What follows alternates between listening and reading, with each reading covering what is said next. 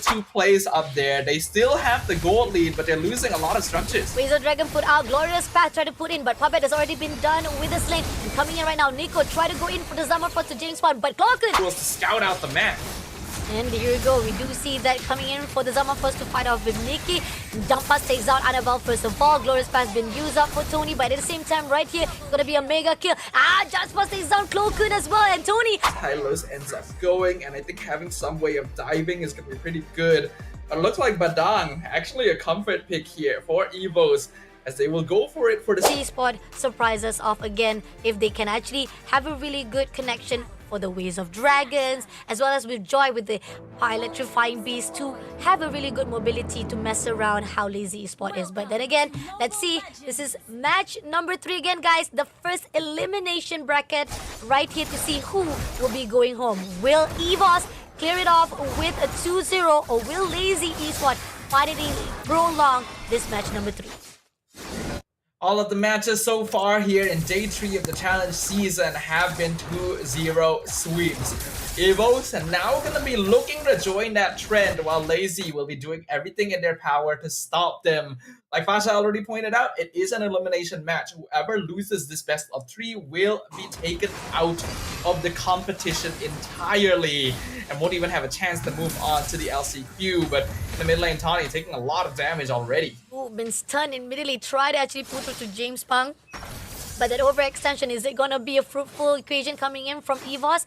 Nope, it's not yet, but they are not done to mess around with Popbet. Popbet also try to pull away and push EVOS to the side, denying of them try to actually dominate their territory. Good decision making, and EVOS decided to say respectfully, we will back off for a while. Annabelle being able to steal away 2 jungle camps from James Punks as well is huge, because he will be level 5 by the time James Punks is level 4, and that'll give him a straight up advantage in the turtle contestation unless Lazy are able to somehow delay it for the jungler to be able to catch up. You can see that Joy is still only level 3, not really able to walk out since there are no longer any camps to grab. We'll have to wait for his purple buff to respawn, and by that time Annabelle will already be notably ahead in EXP. So even being able to take a couple of camps in this early jungle rotation makes a big difference. Oh, and they do feel like they are in a better position coming in.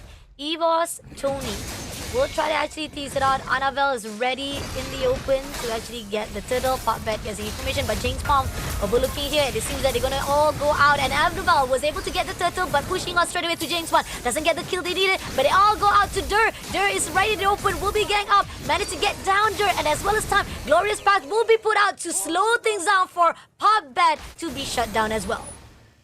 Clockun almost sniped away by Choveskirt, but able to dash away in time. A great initiation there from EVOS Esports. James Punks tried to come in. The timing was actually not too bad. Oh, Annabelle!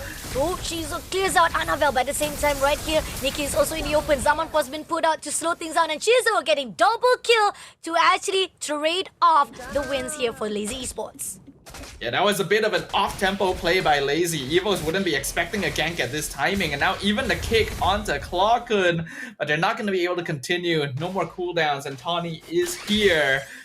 EVOS still with the slight lead, but a kill that early onto the goal lane is not really ideal. Not really ideal. I mean, like, great idea coming in from Lazy Sport. They really are brave enough and confident enough to pull through, and that's the reason why they got the trade off, and now they're not really far behind with economy wise. And Team Lazy Sport, seems that it shows how they are renewing themselves, renowing themselves after the mistake, but here on out able to go for the Ways of Dragon to pick up Annabelle, but at the same time comes through with the side of teams coming in for Veldora, but Veldora tried to actually invest it off, was able to back off immediately before becoming a casualty. That was really well played by Veldora, actually. Annabelle 100% should have died there, but a really nice flicker into the fist break actually locked down multiple members of Lazy. And I thought that he would be sacrificing himself for that, but still actually managed to escape and will return to the lane fast enough to catch the minion wave. Not to mention, coordinating with the rest of his team to see if they could pick off Dur for pushing up. A bit unsuccessful there, but otherwise, EVO still keeping themselves ahead for now. They'll be able to start controlling onto the turtle pit. Let's see. Half of the turtle lifeline is already depleted, and it seems that Hotbed is just overlooking. Not gonna actually allow it, but it seems that Annabelle would just get easily, and they also let Clockun to just mess around with Chovskus right in the mid lane, and that's the opportunity. But Hotbed with the Waves of Dragon gonna pick off straight away to the side of Veldora. This is gonna be a gang up, stun off straight away, but Veldora can actually survive it up. He will not be able to go away without becoming a casualty in the hands, but at the same time, we do see the team of Shizo was able to take Clockun in the midst of it. Some massive mistakes here. There was no reason for Veldora to be that far pushed up in the lane when he didn't know where the rest of the enemy team was, and his team was trying to make a play down bottom, so being caught out there is just a punish on him.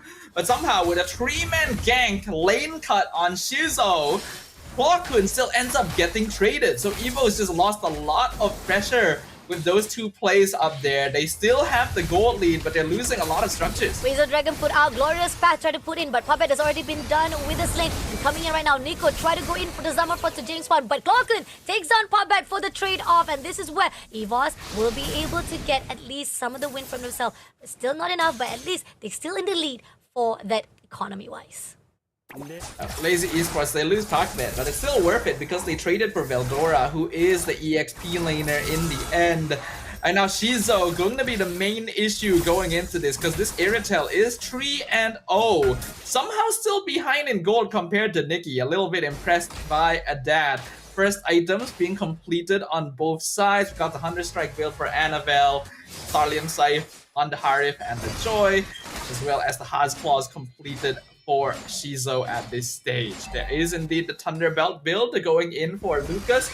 We saw a lot of different builds on Lucas in the first couple of days of the challenge season, but I think teams have finally settled on him being more of a tank style with the Brave Smite, be able to just stay alive through the first skill, healing, and the Vengeance. EVOS now going to rotate over to contest the turtle once again. Let's see, they did manage to get the 2 turtles. Now they're gonna actually try to contest. Waves of Dragon's been put out right here. Annabelle will be able to take it out. Tony was cleared out by Dur, and James Bond takes down Veldora. Now they're pushing it straight away to Annabelle. Annabelle had to pull away, but at the same time, Clockun almost been tagged out, but Lazy Esport, they got the win they want. Doesn't matter, the turtle has already been dominated by EVOS Esport. So much damage that EVOS Esport has no answer. Yeah, Lazy Esports just straight up has way more mid-game damage compared to EVOS, right? We have the Feathered Airstrike, you have the Liquefying Beats, and once Shizo has 2 or 3 items, will be even a more AoE damage potential overall. That is what EVOS is having trouble dealing with. Tani does have the Revitalize, but since they are playing an EXP lane Badang, not too sure if Veldora is going for damage or not. They don't quite have the bulk needed to survive, especially with Puckbet going in and picking off core members.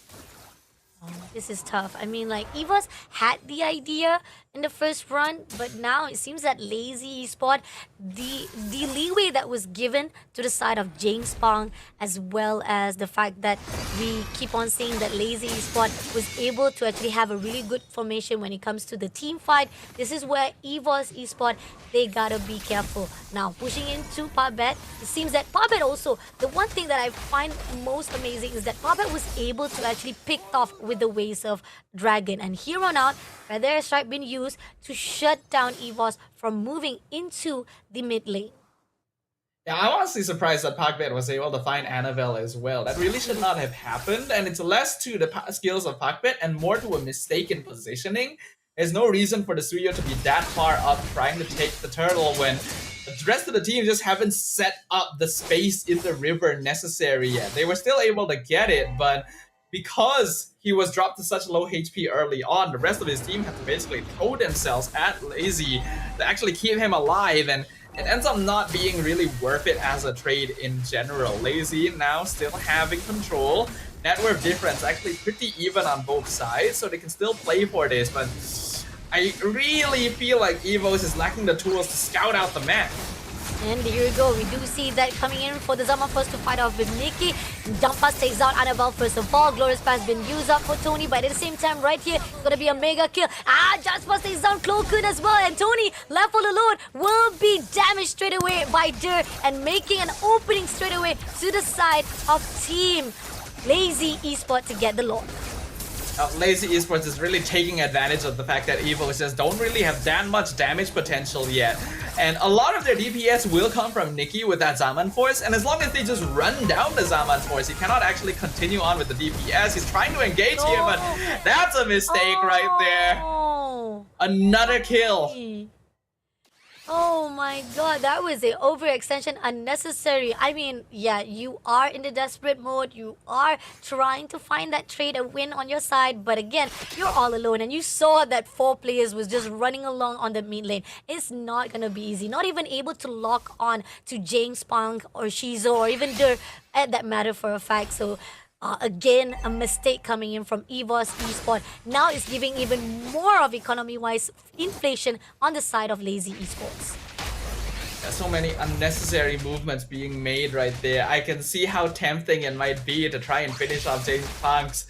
A shutdown into the Harif would completely reverse the game, but at a certain point you have to realize that you're not going to be able to chase anymore. And the Lord is pushing in. EVOS, they're all back alive, but they're very behind in gold. Coming in right here, we do see Rays of Dragon coming in for the push. Glorious Pass also been invested. Not gonna do anything, but they are denying it. Turret has already been thrown off. Lord been cleared out, but that's gonna be opening that top lane. And Lazy Esports, they're already happy. They're already satisfied with their mission for that first Lord. I have to point out just how well Dur has been doing on this Lucas so far. In day 1 of the competition, the Lucases were very hit or miss, but I think now that we've reached day 3 and the teams have started to solidify what the build is for this hero, you can see just how scary he actually is. Vengeance helps him keep alive, and the amount of AoE damage he does with the flash combo, especially in the Beast Unleashed form, is scary. And he is building full tank, mind you. It's only really the Thunderbell that is supporting that damage in the first place, and he's able to whittle down multiple members at once just because of his sheer size. Looking at the gold laners, Holy Crystal finally completed on Nikki, so at the very least that will help boost the damage, but Shizo already has that great Dragon Spear as well. Pakbet with the Immortality so that he's able to play even more aggressively. And quite the early Divine Glaive on Choveskirt, specifically targeting Tawny to make sure that Lazy Esports can remove him from the equation right off the bat. And this is where the response, very accurate wise, coming in from Lazy Esports to shut down EVOS Esports attempts. And it seems that they've already have a really good composure coming in now. Lazy Esports, they've already seen that this is a good control already by them. EVOS Esports, they have to find a way to answer straight, because so far a lot of the controls, especially the fact that most of their turrets is already been shut down. EVOS Esports, they are right in the lost stage right at the moment. Lord, second Lord to be exact right here, will be spawned out, and EVOS, they cannot let this be slipped into the hands of Lazy Esports. They have to find a way to break it off, and it seems that they are giving a lot of the information they needed, try to actually push away Lazy Esports into their formation. EVOS needs to be aware of it. Pubbet, they know for a fact that if he can actually pick up at least either one of them, it would be an opening for Lazy Esports. He's done it already. He can manage to do it if he can pick it up. Annabelle moved away, but it seems that Pubbet was aware of the situation and was informed into the location-wise to EVOS Esports as well. Now Tess is on the side. We're going to see the Glorious Pathway come out. EVO trying to engage, but their backline already being disrupted quite heavily right here. Glorious Pass being put out. Zaman Force also been tagged off. Here, Cloakun almost close up to be shaken off, but unfortunately will not be able to do so. James Bond getting the lot for himself, and at the same time right here, EVOS tried to get the win they desire, but at the same time, so much of the resources and ended up damage was on their side instead. Couldn't do anything and stop. EVOS Esports let it slip into the hands of Lazy Esports with a lot of advantage. We are looking at quite a difficult situation right now for EVOS, but despite everything, they were still able to find Shizo in that previous team fight, despite all of the AoE damage that was being done and their backline being targeted straight away. All 5 members of EVOS actually still survived that. And Annabelle came in at a really good time to finally get a shutdown on this Irritel. First death of the game for Shizo. They lost the Lord, but without their goal laner, Lazy cannot actually set up the waves in a way to push in and take inhibs. So they end up coming out of that without too much damage done and a little bit of a gold swing back in their favor. So now it's only down to around 3k for Lazy Esports, but it's still going to be very, very tough. Lazy's late game scaling is pretty scary. Oh, Pop Bet trying to find a way. He's trying to pick off. Feather airstrike has been put out. Glorious Path also been turned down. And Nikki going off for the Summer Force. Annabelle will take down Pop Bet. Dare takes down Nikki for the trade. But Shizo shuts down Cloakun. And JPeSports takes down Veldora, making sure that it's going to be a good win. But Annabelle, a little bit overextension. He will be denied immediately. Team wiped out will be in the hands of Team Lazy Esports. And that is officially going to be GG as we are entering our first game 3 of the day here, ladies and gentlemen. It's an elimination match. Neither one of these teams is willing to give up the opportunity of keeping themselves in the competition. Unfortunately for EVOS Esports, they got a little bit too desperate at the end there. We literally talked about how much late game AoE damage Lazy has, and for some reason they all decided we're going to dive into them together